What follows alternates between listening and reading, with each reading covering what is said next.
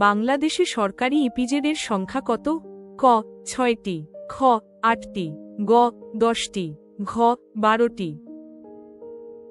বাংলাদেশে রপ্তানি প্রক্রিয়াকরণ অঞ্চল বা ইপিজেড প্রতিষ্ঠা করা হয়েছে দেশি বিদেশি বিনিয়োগ আকর্ষণ, শিল্পায়ন, কর্মসংস্থান এবং রপ্তানি বৃদ্ধির উদ্দেশ্যে।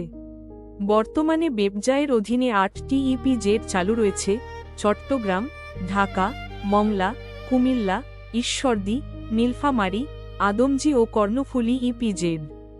বর্তমানে ব্যবসায়ের ৮টি ইপিজেড চালু রয়েছে। এর বাইরে ২টি নতুন ইপিজেড বর্তমানে সরাসরি ডেভেলপমেন্টের অধীনে রয়েছে: যশোর ইপিজেড ও পটুয়াখালী ইপিজেড। ব্যবসায়ের বর্তমান ওয়েবসাইটেও এই দুটিকে নিউ জোনস আন্ডার ডেভেলপমেন্ট হিসেবে দেখানো হয়েছে। তবে গাইবান্ধায় আরও একটি নতুন ইপিজেড স্থাপনের পরিকল্পনাও রয়েছে।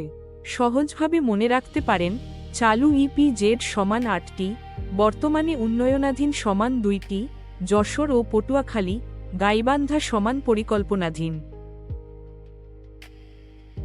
বাংলাদেশে রপ্তানি প্রক্রিয়াকরণ অঞ্চল বা ইপিজেড অঞ্চলগুলোর সংখ্যা বর্তমানে ৮টি।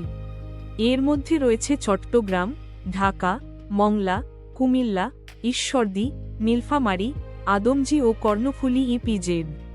তাই সঠিক উত্তর হল খ ৮টি। ট্রাই বাংলাদেশের প্রথম ইপিজেড কোনটি প্রতিষ্ঠিত হয়? ক চট্টগ্রাম ইপিজেড, খ ঢাকা ইপিজেড, গ মংলা ইপিজেড, ঘ কুমিল্লা ইপিজেড। আনসার ক চট্টগ্রাম ইপিজেড।